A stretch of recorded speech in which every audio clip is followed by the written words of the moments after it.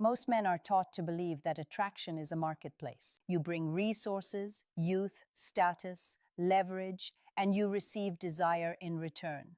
That belief settles in early and hardens with age. By the time a man reaches his 40s or 50s, it feels self-evident.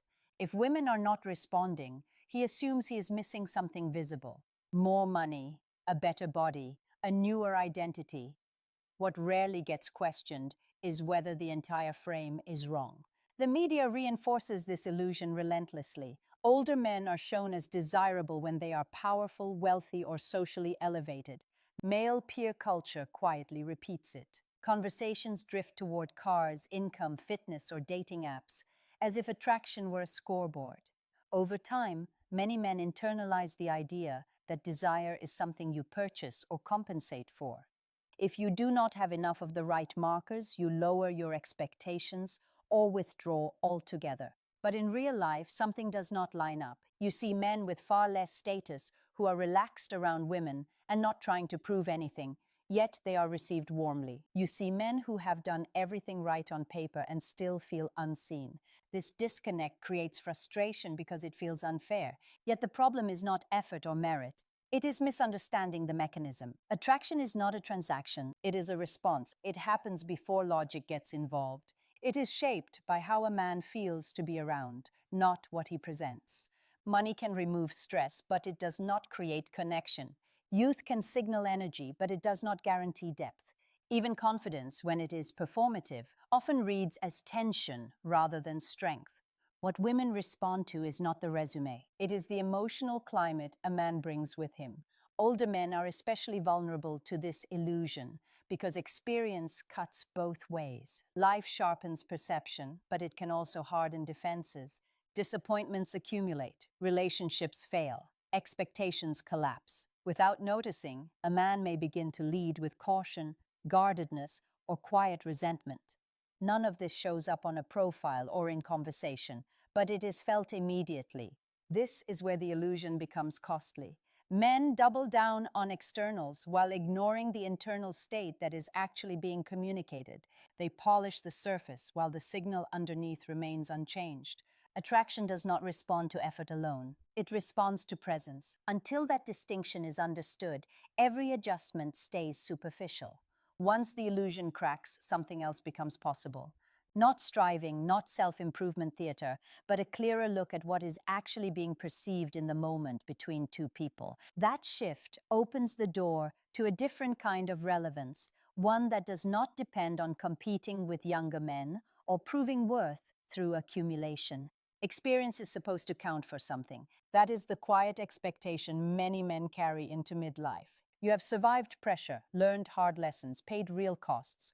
You have perspective younger men simply do not have. So when attraction feels weaker rather than stronger, it creates confusion. It feels as if the world is ignoring a natural progression, as if wisdom should automatically register as value. But attraction does not reward time served. It does not respond to what a man has endured unless that experience has been digested and integrated. Years alone do not create presence, they only create memory. And memory, when it is not processed, often shows up as tension rather than depth. This is why many accomplished men feel strangely invisible. On paper, they should stand out. They have competence, stories, stability. Yet in real interactions, something feels flat. Conversations stay polite but lack spark. Interest fades quickly. The man senses he could be swapped out without much consequence. That feeling is not imagined. It is the result of experience sitting on the surface rather than moving through the body. Wisdom that lives only in the head does not translate emotionally. It often sounds like explanation, advice, or commentary. Life scars that have not healed quietly leak caution, bitterness, or defensiveness. None of this makes a man weak, but it does make him harder to feel. Attraction depends on felt connection, not accumulated insight. There is also a subtle trap older men fall into without realizing it. They assume being seasoned means being finished, that they are now defined by what they know rather than how they relate. This can freeze emotional movement. Curiosity narrows, playfulness fades, not because it is gone, but because it feels impractical or unsafe. Over time, experience becomes armor instead of grounding. Women do not respond to armor, they respond to coherence. They sense whether a man is at ease inside himself or bracing against life. A man can be deeply knowledgeable and still emotionally rigid. He can be successful and still unavailable in the moment. Experience that has not softened him often makes him feel distant, even when he is attentive. This is where the belief needs reframing. Experience is not attractive by default. What is attractive is what experience does to a man. Does it settle him or tighten him? Does it clarify his emotional range or narrow it? Does it make him more present or more cautious? The answer to those questions is what is actually being perceived. The men who stand out are not the ones who talk about what they have been through. They are the ones whose nervous system reflects having been through something and coming out intact. Calm without dullness, openness without need, strength without performance. These qualities cannot be claimed, they are felt. At this point, the focus naturally shifts away from resume thinking altogether. What begins to matter is not what a man has accumulated, but what quality of emotional state he consistently brings into a room. That internal quality is the real differentiator, and it has little to do with age itself. When you strip away the myths, patterns, and social noise, one type of older man consistently registers at a visceral level, not because he signals value, but because he stabilizes the emotional field around him. Women respond to him before they decide to. The response is instinctive, not negotiated. And it has very little to do with what he says about himself. This man is emotionally self-contained. That does not mean closed or distant. It means his inner state is not dependent on the reaction in front of him. He does not fish for reassurance, approval, or affirmation. His mood does not rise and fall based on whether he is liked. There is a sense that he is already grounded where he stands. That quality alone lowers tension in the interaction. At the same time, he is open, not performatively vulnerable, not emotionally dumping, not guarded behind stoicism. Open in the sense that his attention is clean. He listens without scanning for advantage. He responds without defensiveness. There is nothing rehearsed in his presence. He is not trying to manage perception, and because of that, nothing feels pushed. This pairing is rare because most men lean too far in one direction. Some are self-contained but emotionally shut down. They feel solid but unreachable. Others are open but uncontained, emotionally expressive, yet subtly seeking validation. Both miss the mark. The man women respond to holds both at once. He has boundaries without rigidity and warmth without hunger. What women feel around this man is not excitement first. It is safety. Not safety as in predictability or platonic comfort, but nervous system safety. Their body relaxes, their breathing changes, they feel less watched and more seen. From that state, attraction has room to emerge. Desire grows more easily when the body is not bracing. This is where many men misunderstand attraction entirely. They think desire is sparked by display, escalation, or intensity. In reality, intensity without regulation often reads as pressure. Charm without grounding reads as effort. Even confidence, when it is compensating for internal instability, creates unease. The older man who is regulated does not need to create momentum. His steadiness becomes the container. Physical attraction is not separate from this. It is enhanced by it. A regulated man moves differently. His eye contact is slower. His voice is less rushed. His touch, when it happens, feels deliberate rather than urgent. None of this is technique. It is the byproduct of an internal state that is not seeking relief through the interaction. Emotionally, this man does not overshare or withhold. He allows moments to land. He is comfortable with silence. He does not rush to fill space or explain himself. There is an implicit trust that connection does not need to be forced. That trust is felt immediately, and it signals maturity more clearly than any life story could. What makes this especially relevant for older men is that it cannot be faked for long. Youth can get away with volatility. Age cannot. Women sense when a man has done the internal work to settle into himself versus when he is merely performing control. The former feels calming and solid. The latter feels brittle. Once this distinction is understood, attraction stops being a mystery and starts being observable. It becomes clear that what women are responding to is not age, success, or charisma, but the quality of emotional regulation a man carries with him. That quality shapes everything that follows. whether physical, emotional, or relational. Most attraction does not fail because of what a man lacks. It fails because of what he leaks. Emotional noise is subtle, but it is constant. It shows up as slight urgency in speech, a need to be understood, an impulse to fill silence, or a barely hidden edge of frustration. None of this is dramatic enough to point to, yet it accumulates quickly. Women sense it long before men notice it in themselves. This is why effort so often backfires. When a man tries to compensate through charm, explanation, or intensity, he amplifies the very signal that creates distance. He talks more, he clarifies his intentions. He tries to be impressive or emotionally available in a visible way. From the inside, it feels like engagement. From the outside, it feels like pressure. Emotional gravity works in the opposite direction. It is not created by doing more, but by doing less while being fully present. Men who generate gravity are not blank or passive. They are simply not leaking tension. Their attention is steady. Their reactions are measured. They do not rush to resolve ambiguity. They allow moments to breathe.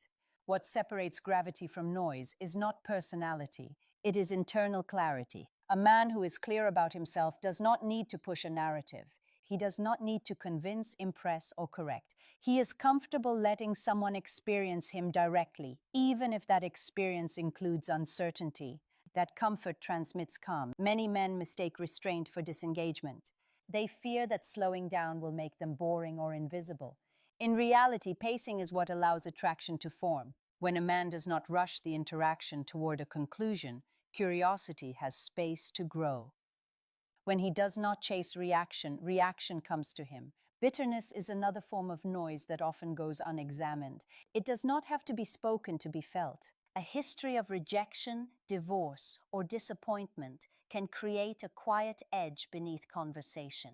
Even when a man is polite and controlled, that edge communicates distrust. Emotional gravity cannot coexist with resentment. One pulls inward, the other pushes outward. Men with gravity have processed enough of their past that it no longer leaks into the present. They are not neutral or numb. They are settled. Their presence does not carry an agenda. That absence of agenda is what feels rare and attractive. It signals that connection is possible without cost. This is where attraction shifts from effort to embodiment. Gravity cannot be performed. The moment a man tries to create it deliberately, it turns into noise. It emerges when internal conflicts are reduced and self-contact is stable. Women feel this as ease. They sense that nothing is being asked of them emotionally. As this distinction becomes clearer, the focus moves away from strategies altogether. The question is no longer how to act, but what state is being carried. Emotional gravity is not something added on top of behavior. It is the quality beneath it. And once it is present, much of what men try to force begins to happen without strain. There is a version of masculinity that does not compete, does not chase relevance, and does not age out. It is not built on novelty or performance, so it cannot be replaced by someone younger or louder. Women recognize it immediately, often without being able to explain why. It feels settled, it feels earned, and it does not ask for permission to exist. This is where many men misunderstand relevance. They assume it is something granted externally, decided by trends, culture, or the preferences of younger generations. In reality, relevance is an internal condition. A man feels relevant when he is aligned with himself, not when he is keeping up. When that alignment is present, attraction follows without being pursued. Mature masculinity is not rigid. It is not the tightening that comes from trying to hold on to power or identity. It is the opposite. It is the relaxation that comes from no longer needing to prove continuity. A man like this does not defend his age or apologize for it. He does not position himself against younger men. He is simply operating from a different center of gravity. What women sense in this man is inevitability. Not inevitability in outcome, but in presence. He does not rush connection because he is not afraid of time. He does not overinvest early because he is not seeking validation. His interest, when it appears, feels clean and deliberate. There is no scramble underneath it. This quality cannot be rushed because it is not learned through instruction. It emerges from integration, from disappointments that were processed rather than buried, from losses that refined rather than embittered, from successes that did not inflate identity. Each of these experiences leaves a man quieter inside if they are metabolized correctly. That quiet is what women feel as depth. Many men reach this stage accidentally and then talk themselves out of it. They reintroduce effort where ease was forming. They second-guess restraint. They mistake calm for stagnation. The irony is that this calm is what allows desire to deepen rather than spike and vanish. Mature masculinity does not perform availability, nor does it withhold it as leverage. It allows connection to unfold at a natural pace. This creates a paradoxical effect. The less a man tries to secure attraction, the more secure attraction feels. Desire grows not because it is pursued, but because it is not pressured.